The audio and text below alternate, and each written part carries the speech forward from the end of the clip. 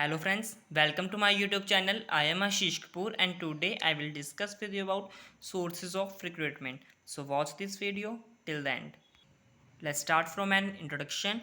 कहते किसी भी ऑर्गेनाइजेशन की सक्सेस, किसी भी ऑर्गेनाइजेशन की ग्रोथ उसके talented, hard working, dynamic employees पर डिपेंड होती है। कहते किसी इसलिए जो ऑर्गेनाइजेशन है वो राइट पोजीशन पर राइट पर्सन्स को अपॉइंट करते ताकि वो अपने गोल्स को अचीव कर सके। इसके बाद हमने रिक्रूटमेंट का मीनिंग देना है। मीनिंग में हमने क्या बताना है कि जो रिक्रूटमेंट है वो एक पॉजिटिव प्रोसेस है जिसका मीनिंग क्या होता है कि ज़्यादा से ज़्यादा कैंडिडेट्स को अपनी तरफ अट्रैक्ट करना ताकि वो हमारी वेकेंट पोजीशन जो हमारी ऑर्गेनाइजेशन में है उसके लिए वो अप्लाई करें। ये हम इंटरनल सोर्सेज के थ्रू भी कर सकते हैं और एक्सटर्नल सोर्सेज के थ्रू भी कर सकते हैं। ये हाईलाइट है invitation to more applicant for vacant position. ये रिक्रूटमेंट का मीनिंग क्लियर कर देगा, तो आप ये हाईलाइट लिख दोगे तो कोई गलत नहीं होगा। इसके बाद है डेफिनेशन। मैंने योर्डन की डेफिनेशन दी, आप कोई भी डेफिनेशन और दे सकते हो जो भी आपको ईजी लगे। इसमें मैंने क्या बताया कि जो रिक्रूटमेंट है वो प्रोसेस है, किस चीज़ का प्रोसेस है, प्रोस्पेक्टिव एम्प्लॉयज़ को सर्च करने का और उन्हें इनकरेज करने का कि वो हमारी वेकेंट पोजीशन में अप्लाई करें।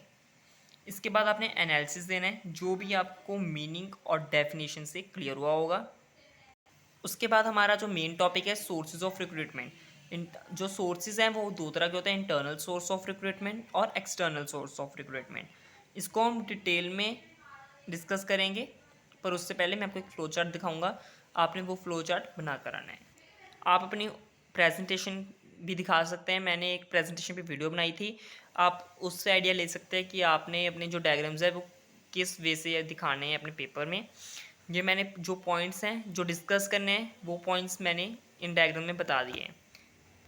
इंटरनल सोर्सेज ऑफ रिक्रूटमेंट में कौन से आते हैं? Promotion, transfer, x employees, demotion, previous applicant, recall of laid off employees. और भी बहुत सारे होंगे जो आपको आपकी बुक में से मिल जाएंगे, लेकिन मुझे ये ईजी लगे इसलिए मैं आपको ये करवा रहा हूँ। गलत नहीं होंगे। अगर आपको 5 मार्क्स में भी आ जाते हैं तो आप 6 पॉइंट लिख सकते हो, और लॉन्ग में अगर इकट्ठा आता है तो भी आपका ये ईजिली बन जाएगा। उसके बाद जो एक्सटर्नल सोर्सेज हैं उसमें आपके आते हैं employment exchange, advertisement, direct recruitment, contractors, compass interview और कॉम्पिटिटर्स। इसको हम डिटेल में एक्सप्लेन करते हैं। अब इंटरनल सोर्सेज क्या होते हैं, हाईलाइट देखिए। कहते हैं recruitment of employees from within organisation. जो ऑर्गेनाइजेशन में ही हम रिक्रूटमेंट कर दें, ऑर्गेनाइजेशन में से ही हम एम्प्लॉयज़ की भर्ती कर दें, वो होती है इंटरनल रिक्रूटमेंट। तो अब इसमें क्या होता है कि जो internal sources refers to preference to get referring from existing employees.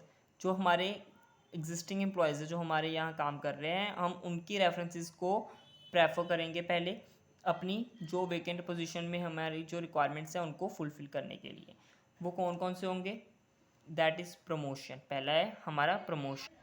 अब इसमें क्या है, आप ये हाईलाइट देखिए, पहले आप ये बनाकर आएंगे। एग्जाम्पल के थ्रू भी बना सकते हैं कि जो सुपरवाइज़र है वो मैनेजर की पोस्ट में चला गया। क्यों चला गया? क्योंकि वो अच्छा काम कर रहा था।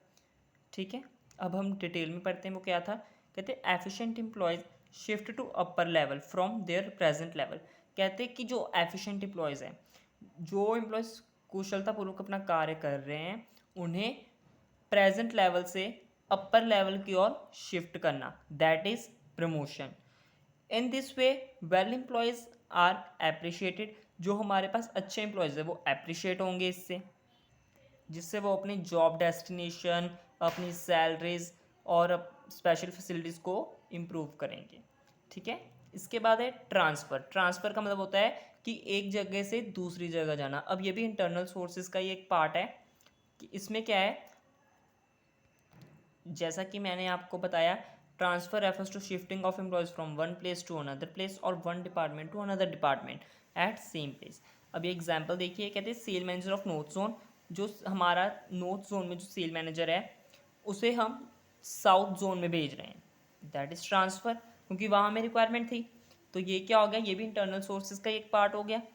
इसके बाद है एक्स एम्प्लॉयज़। इसका हाईलाइट देखिए। एक्स एम्प्लॉयज़ में क्या होता है कि रीजॉइनिंग ऑफ प्रीवियस एम्प्लॉयज़। जो हमारे पास पहले जो एम्प्लॉयज़ काम कर रहे थे उन्हें रीजॉइन करवाना। अब डिटेल में पढ़ते हैं क्या है। कहते हैं कई बार क्या होता है कि जो हमारे पास एफिशिएंट वर्कर होते हैं वो ऑर्गेनाइजेशन को छोड़कर चल जाते हैं। क्यों चल जाता है? क्योंकि उनकी एज लिमिट होती है कुछ, और उनके कुछ पर्सनल रीजंस के कारण वो हमारी ऑर्गेनाइजेशन को लेफ्ट कर देते हैं। पर इसके बावजूद वो उनका काम बहुत अच्छा होता है, तो कंपनी उन्हें प्रेफर कर दी है दोबारा से अपनी ऑर्गेनाइजेशन में काम करने के लिए। ठीक है, ये क्या हो गया? X employees. नेक्स्ट है डिमोशन। अब जैसा प्रमोशन है वैसे डिमोशन है। प्रमोशन में क्या होता है कि हम प्रेजेंट लेवल से अपर लेवल तक जाते हैं, और यहाँ पर जो एम्प्लॉय अच्छा काम नहीं कर रहा हम उसे डिमोट कर देते हैं। मैनेजर हमने सुपरवाइजर को मैनेजर बनाया, मैनेजर वो पोस्ट पे जाके अच्छा काम नहीं कर रहा, तो हम उसे वापस से उसकी ही पोजीशन पर लेकर आ जाएंगे। तो ये क्या है? नेगेटिव सोर्स है रिक्रूटमेंट का, बिकॉज यहाँ ये लोअर डाउन होता है। ठीक है, और ये एम्प्लॉय का जो मोरेल है, उनकी मनोबल है, वो कम करता है। ठीक है, इसके बाद है प्रीवियस एप्लीकेंट्स। इसका हाईलाइट देखिए, कहते हैं वो कैंडिडेट जो पहले सिलेक्ट नहीं हो पाए थे, ठीक है, हम उनको चांस देते हैं। अब डिटेल में पढ़ते हैं क्या है। कहते हैं जो कैंडिडेट हु अप्लाई प्रीवियसली, जो जिन्होंने पहले अप्लाई किया होगा बट वो सिलेक्ट नहीं होते, वो उस टाइम पर सिलेक्ट नहीं होते, हम उन्हें दोबारा से कंसिडर करते हैं जब हमारी ऑर्गेनाइजेशन में वैकेंसी जनरेट होती है। उसके बाद है recall of laid off employees. अब इसमें क्या होता है कि हमने जो एम्प्लॉयज़ को डिस्चार्ज दिया होता है, लाइक हमारा जो सीजनल वर्क है तो हम विंटर में उन्हें बुलाएंगे। अगर विंटर काम है तो विंटर में बुलाएंगे, और समर में रखकर हमें अपनी थोड़ा नुकसान करना है। ठीक है, गेट बैक डिस्चार्ज एम्प्लॉयज़, जिन एम्प्लॉयज़ को हमने डिस्चार्ज दिया था हम उन्हें वापस बुला लेते हैं। अब इसमें डिटेल में क्या है, कहते हैं laid off refers to the temporary discharge. Laid off मतलब temporary discharge of employees due to seasonal work, जैसे मैंने आपको बताया, of lack of work, but they can recall whenever season start work is available। हम उन्हें जब season start होता है तब हम उन्हें वापस बुला लेते हैं। ठीक है, जैसे मैंने आपको अभी भी बताया था। इसके बाद है हमारे एक्सटर्नल सोर्सेज। अब जो इंटरनल सोर्सेज थे वो विद इन ऑर्गेनाइजेशन थे, और एक्सटर्नल सोर्सेज क्या होंगे? Outside of the organisation. ठीक है, अब एक्सटर्नल सोर्सेज में हमने वैसे बताया था कि क्या क्या था? Employment exchange. अब किसी के पास, आप मान लो कि आपने ग्रेजुएशन कंप्लीट की है, +2 कंप्लीट की है, तो आपके पास एक्सपीरियंस नहीं है, लेकिन आप एम्प्लॉयमेंट एक्सचेंज के पास जाओगे तो आप अपना जो रिज्यूम वगैरह जो भी वो डॉक्यूमेंट्स मांगेगा आप उन्हें दे दोगे, आप उन्हें कहोगे जॉब लगवा कर देंगे। ठीक है, ऐसी कंपनीज भी उनके साथ डील करती है। जिस कंपनी को जिसकी रिक्वायरमेंट होगी एम्प्लॉयमेंट एक्सचेंज उसको उस कंपनी में भेज देगा। ठीक है, उसके लिए क्या करना होगा कि जो अनएम्प्लॉयड पर्सन्स हैं उन्हें अपने आप को उस एम्प्लॉयमेंट एक्सचेंज में रजिस्टर्ड करना होगा। ठीक है, इसके बाद है एडवर्टीजमेंट। अब ये तो बहुत ही पॉपुलर जो है वो मेथड एडवर्टीजमेंट। इसमें क्या होता है कि जो ऑर्गेनाइजेशन है वो वैकेंसी की इन्फॉर्मेशन शेयर कर देती है by newspaper, by poster, by pamphlets, जिसकी मदद से जो कैंडिडेट्स हैं वो जाते हैं अपना जो काम कर लेते, अपना जो जॉब है वो उसके अकॉर्डिंग जाते हैं।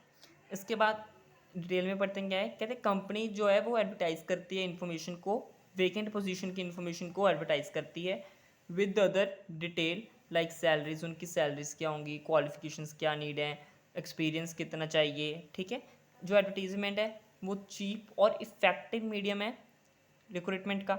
इसमें क्या होता है, newspaper, pamphlets, posters, banners etcetera includes होते हैं। इसके बाद है डायरेक्ट रिक्रूटमेंट।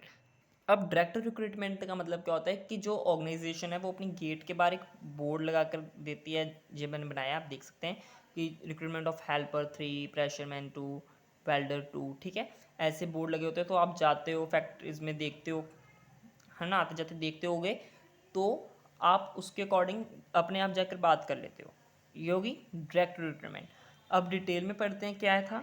कहते generally a board is hanging on organisational main gate. मैंने जैसे बताया कि ऑर्गेनाइजेशन के गेट के बाहर ही आपको एक बोर्ड बड़ा सा लगा दिखेगा, to describe the need of employees, कि उन्हें किस तरह के एम्प्लॉयज़ की नीड्स हैं। इन दिस पे इसमें से क्या होता है, job searcher get information and contact the concern person. वो जॉब इन्फॉर्मेशन लेता है और उसे कॉन्टैक्ट करता है जिसे रिक्वायरमेंट होती है। ठीक है, this method is suitable for the recruitment of blue collar employees. Blue collar employees के लिए ये मेथड बेस्ट है। कॉन्ट्रैक्टर्स नेक्स्ट है हमारा, कॉन्ट्रैक्टर्स।